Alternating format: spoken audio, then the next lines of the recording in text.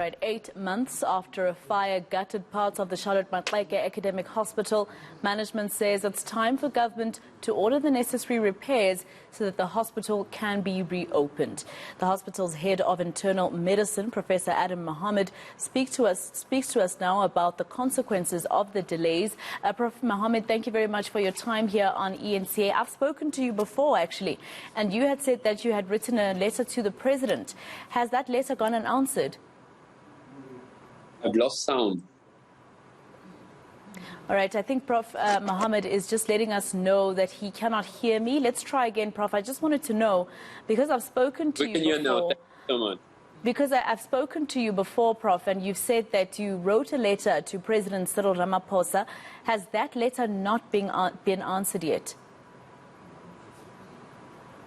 I've had no acknowledgement from the ministers that we addressed it, including to the presidency. And to date, I've had not a lot of engagement, close to 0%, regarding any activity. And it looks like we're still waiting for April for the new budget to kick in before we get some activity for Charlotte Maxeke.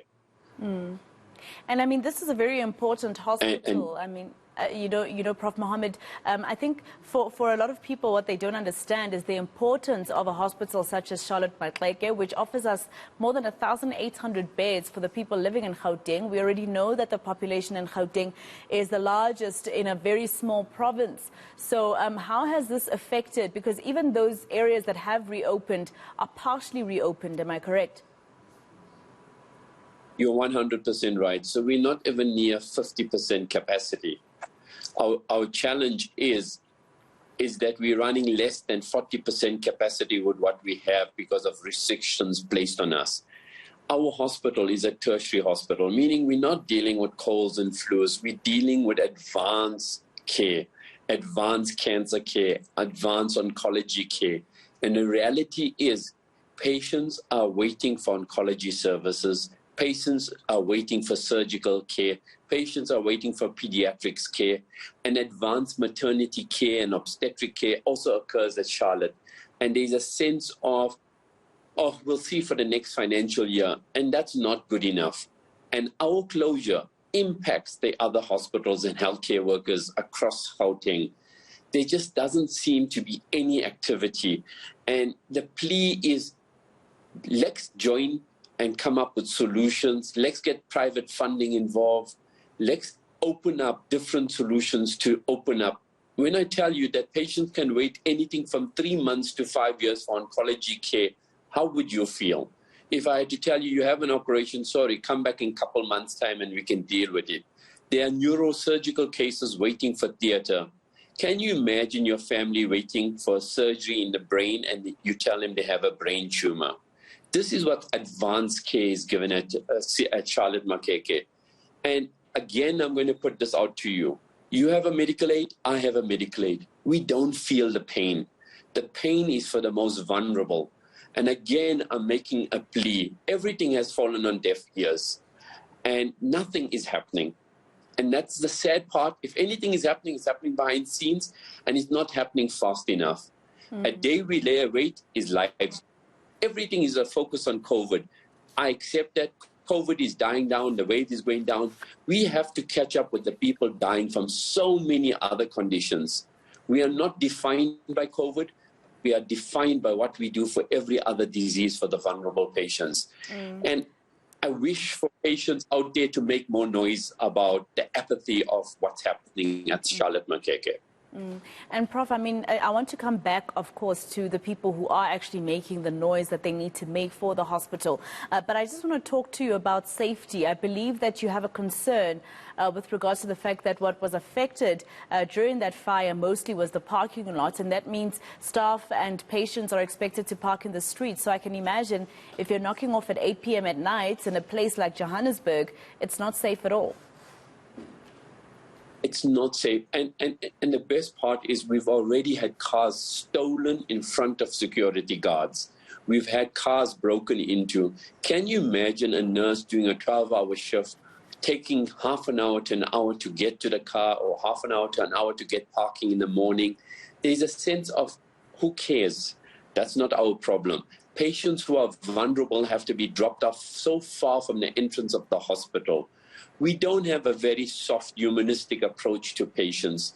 There are challenges with parking across. Come January 2022, what are our plans for parking for our staff? We still do not have a concrete plan. That parking and that building that was damaged by the fire, absolutely nothing has been done to date for it. What has been done to say we are going to be improving? And I challenge someone to tell me I'm wrong. 0% is happening on site at that affected area, which is affecting cardiothoracic surgery, the only cardiothoracic unit in southern Gauteng. Heart cases are delaying. We had a backlog before COVID. Can you imagine what we're sitting with? People are dying waiting for cardiac surgery. Absolutely, Prof. And just very quickly, I've run out of time. I want to go back to your point about asking that patients make a little bit more noise. I would have expected, for instance, have you guys had any meetings with the CEO of the hospital, Gladys Bukhosi, about what's happening there? What is she saying to you? Because she seemed to us, at least as journalists, to be very close to the government that would be able to at least bring about change at Charlotte Maxeke. I think she's similar to us clinicians, and she's frustrated with her hands being. But she's in a government employed job, and also there has to be some areas of where she can speak or not speak. But the problem is not the management at CMJH. The problem is out of CMJH, Department of Infrastructure and Development. You all interviewed someone who actually said on your channel, sorry, we'll come back in April and look at the hospital. She said that. There's no panic. There's no concern. Everything is fine in healthcare. This is from a spokesperson from the Department of Infrastructure and Development. And I tell you, and I challenge that person, lies.